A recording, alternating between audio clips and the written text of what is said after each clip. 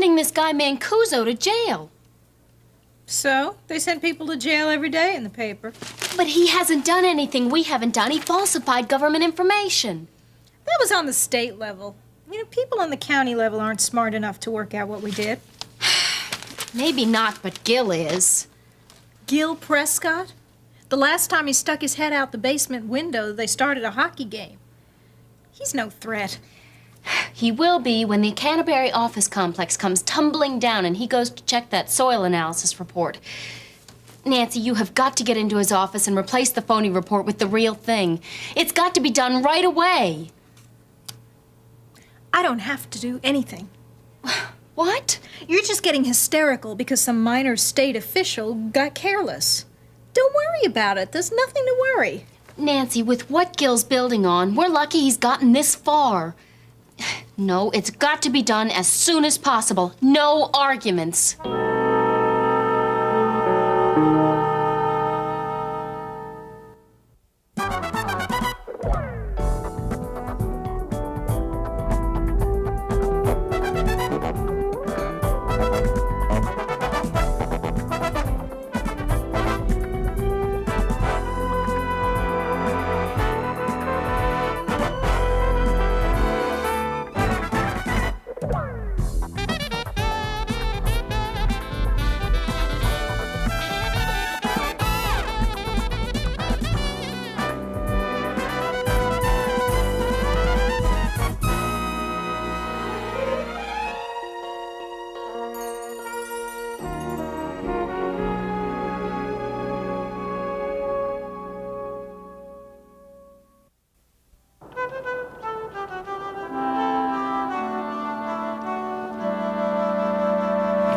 The front door latches from the inside. Oh, this lock is impossible.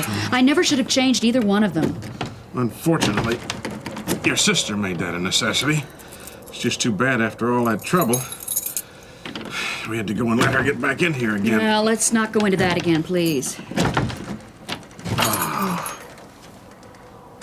Maybe we should. Wasn't the furniture supposed to be sold with the house? No! I take that to mean that you knew nothing about this. She didn't. She couldn't. I think we better check out the rest of the house. No, please. You stay here. For right now, I just want to check on it alone. Yeah, I understand.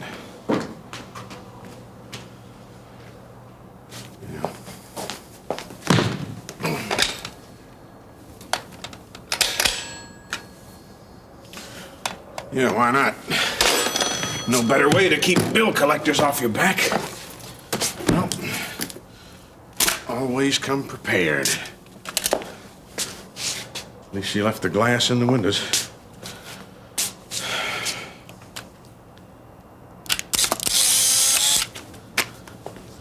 There's one.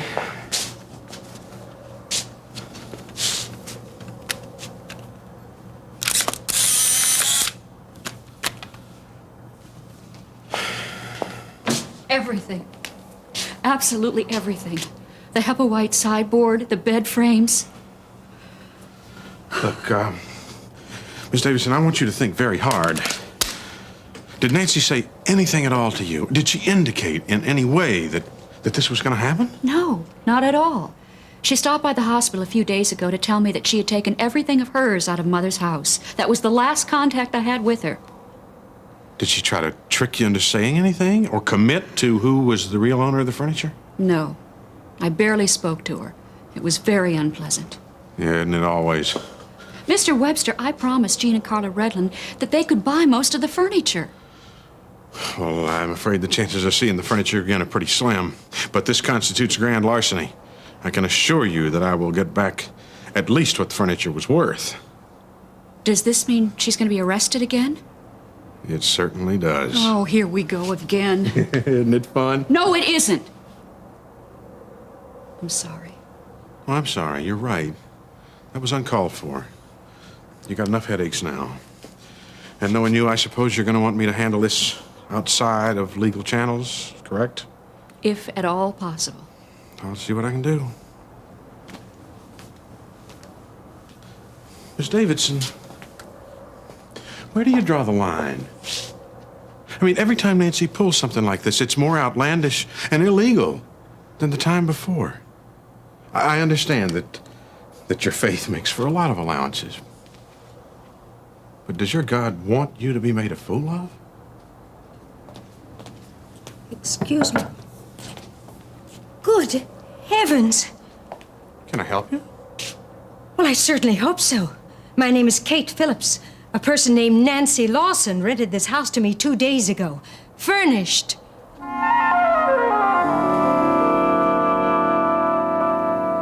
Who do you think you're talking to? The person who masterminded this whole scheme and who promised to see it through to the end. Nancy, this is no time to get cold feet. The job is only half finished. I have taken my risks. Now it's time for you to take yours. Yeah, maybe you're right. Maybe it would be difficult going into Gil Prescott's office and switching the papers. In fact, maybe it'll be impossible. Maybe I ought to just forget the whole idea. What? You can't do that. Why not? Because it would leave us in a horrible spot. Us? Me.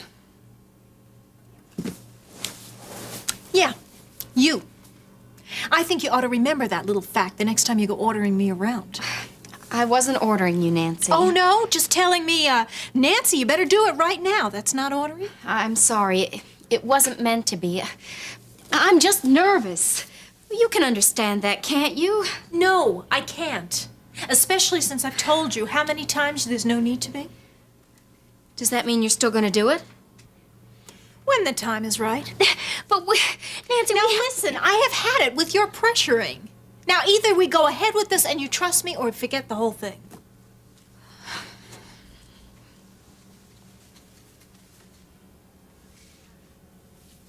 Are you still coming into the office with me? Maybe, I don't know, not today. Not later on this afternoon. When I'm through. Through with what? I have a little financial planning to tend to.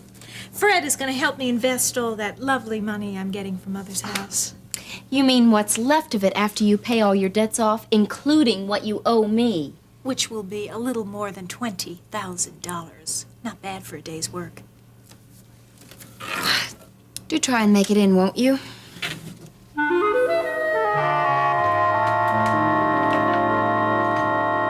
What's going on here? Where's all the furniture? Yeah. Funny you should ask. Who are you people? Well, I'm Harold Webster, attorney, and this is Terry Davidson, sister of Nancy Lawson. I would like an explanation, Mr. Webster. I wish I had one for you, but we just arrived a few minutes ago and found the house just like you did. You say Nancy rented this house to you? Yes, the day before yesterday. I gave her $200 deposit plus $400 for the first month's rent. Yeah, that's Nancy, all right. Get the money up front. I don't find this amusing in the slightest. Did Nancy give you a lease of any kind, Mrs. Phillips. Kate Phillips. No, she didn't, but I do have a receipt signed by this Miss Lawson person. I agreed to rent the place month by month. There you are. Excuse me, Mrs. Phillips. Do you happen to have a daughter named Stacy? Yes. Do you know her? Well, in a way, through your husband. I see. This is very interesting, Miss Phillips, but unfortunately, Miss Lawson had no legal right to rent you this house, furnished or unfurnished.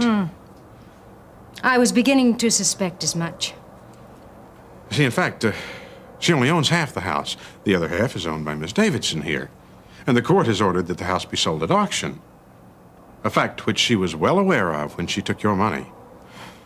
I'm afraid, Miss Phillips, that you were just one other person in a long line of Nancy Lawson's victims. I'm very sorry. I don't intend to be anyone's victim. I have a piece of paper which proves that she took my money. And if you don't think I intend to use this against her, you're not a very good lawyer, Mr. Webster. Oh, funny you should bring that up. I was just about to recommend that myself. My card. No, you can't. I beg your pardon. Well, I mean, you can, but I'm asking you not to. Oh, Miss Davidson? Look, I'm just as angry as you are, probably angrier. There were so many things in this house that I couldn't put a price tag on, and now they're all gone. I've asked Mr. Webster to talk to Nancy, to see if we can settle this without involving the law. would you be willing to have him talk to her on your behalf as well? To see if she will return the money to you voluntarily? What kind of time frame are we speaking about? Well, 24 hours would be just about the most we could ask her to wait. 24 hours, then. Fine. Miss Phillips, how will I get in touch with you? I'll get in touch with you, Mr. Webster.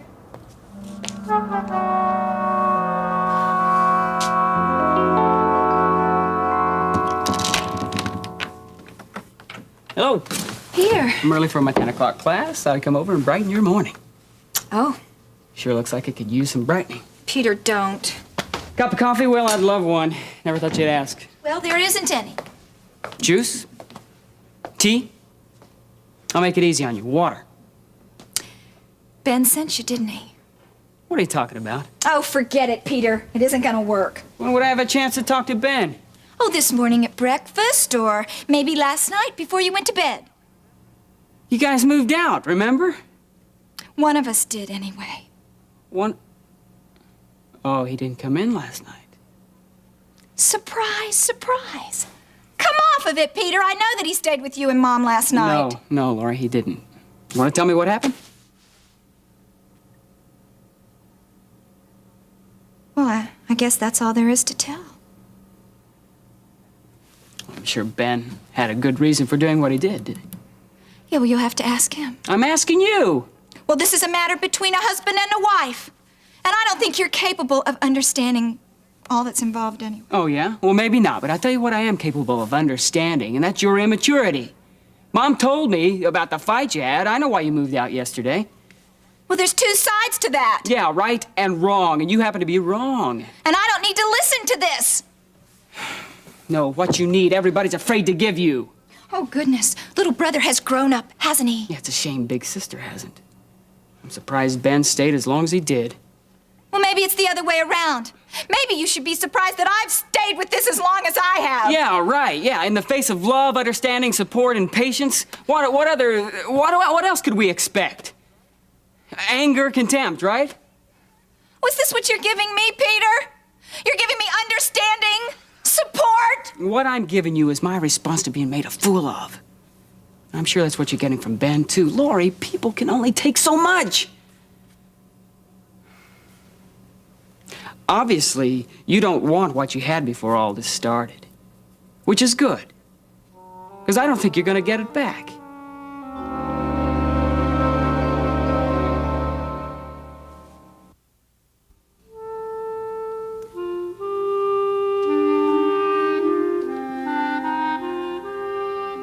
Peter, I don't want to lose Ben. Why are you acting like this? I don't know. I really don't know. Nobody's lying to you. That's Ben's baby you got there.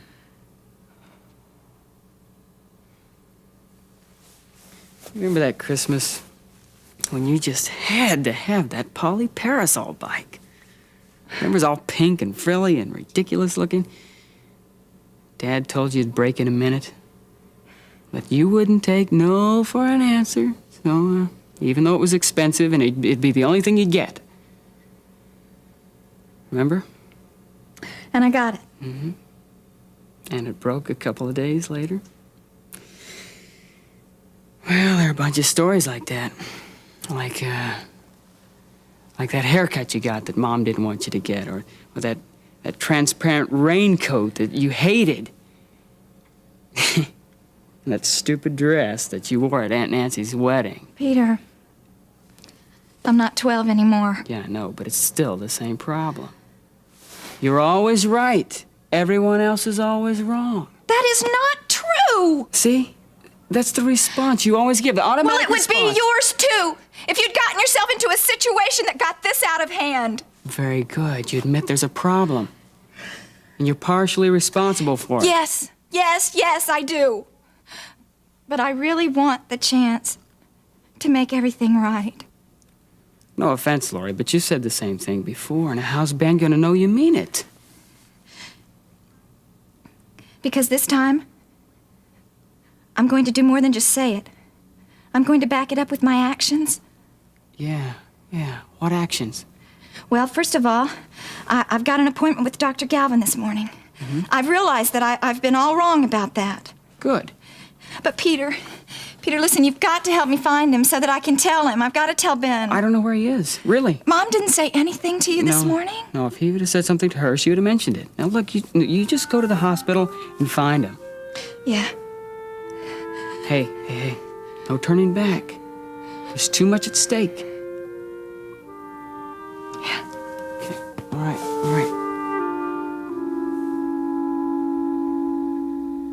You see, it's virtually the same story in half a dozen cities up and down the East Coast. Baltimore, Charleston, here, Richmond, Atlantic City. Vince Cardello's grip was very tight. Probably too tight. Wait. I don't follow. Look, in an organization like his, one man has to be in charge. But the trick is how to hold that power while letting everybody function with his own style. For whatever reason, in those cities where there are problems now, Cardello's grip was just a little bit too tight because there was no one there to succeed him smoothly. Now, you see, that works very nicely for us. Because while all these hoods are grabbing for power, the machinery stops. That way we can step in and do some very effective cleaning up. So are you saying that Kingsley's problem with organized crime is over? I wish I was. No, it's more like a 20-story building. You see, Cardello's death enables us to knock off maybe 10 or 15 floors. But that's just temporary. It's going to start building up again. Well, why don't you give me something positive for the readers so they'll feel safe to go back out on the streets again, John? All right, how about we're watching it very carefully, and it's never going to get that high again. It's corny. So sue me. Sergeant Brubaker? Mrs. Mason, please, come in. Hi, Jane. Hey, Mary. What can I do for you this morning? Well, in light of our last conversation, I thought I'd better come over here and talk to you. I've been contacted by Russ Weaver.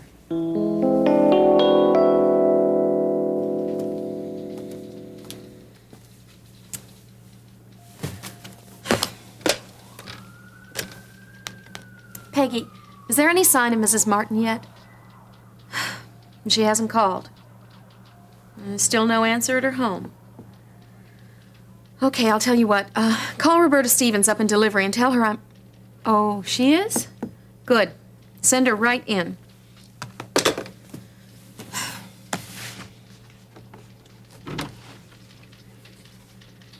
I'm sorry I'm late, Dr. Galvin. I suppose I should be grateful you're here at all. Well, I was looking for my husband, and none of the nurses or the other doctors seemed to have seen him. I guess I just lost track of the time. I'm sorry. Why did you run out of here the other day? It was wrong of me. Whatever your personal fears are about obstetrics or pregnancy, please bear in mind that this child is at your mercy. I'm very unhappy about your carelessness. And you have every right to be. And I'm even more disappointed in Ben. I'm surprised he would allow this. All right. Shall we go to the examination room? I don't suppose you've seen Ben this morning. Only in the cafeteria, and we didn't speak. Please.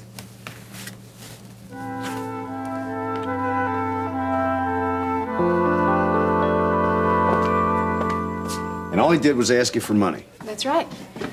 Did it give you any indication where he might be? No, but I just assumed that he was right here in Kingsley, though. Where is this guy hiding? Miriam, did Russ Weaver try to call you again? No, I think my father really scared him on. And John, didn't you say something about him trying to contact Marianne Prescott earlier? Yeah, he did the same thing. Set up an appointment, and then he asked her for money. What did she do then? She said no. She tried to talk him into turning himself in, which is the logical thing to do, since there's a good possibility he's being pursued by your friend Lance.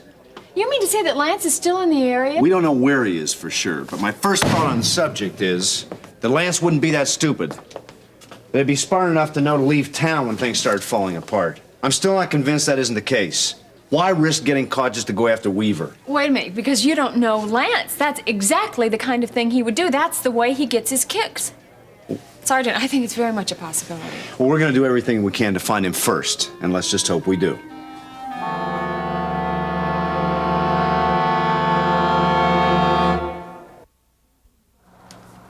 tell you how angry I am, Mrs. Martin. You should have called me the minute you noticed that bleeding. I'm sorry. I'm afraid apology just doesn't cut it. You've been totally irresponsible with the life of your child. It's going to take a great deal of effort on your part to undo the damage that's already been done. Will it be all right, though? I can't say for certain. A tear in the uterine lining is very serious. I've seen cases like this go either way. Oh. Please, sit down, Mrs. Martin. In the next few weeks, you are going to be the determining factor. You're going to have to restrict your movements drastically. Now, I'm not talking about 24-hour-a-day bed rest, but you're only to perform the most essential activities. You're to elevate your feet whenever possible, and you'll have to refrain from sexual relations with your husband. And if the bleeding doesn't stop, Well, we may have to admit you to the hospital for the duration of your pregnancy, and we might have to try to surgically repair any damage that's been done. I just don't know. Let's hope it doesn't deteriorate to that level. If you want this baby, Mrs. Martin, you're going to have to do everything in your power to keep it.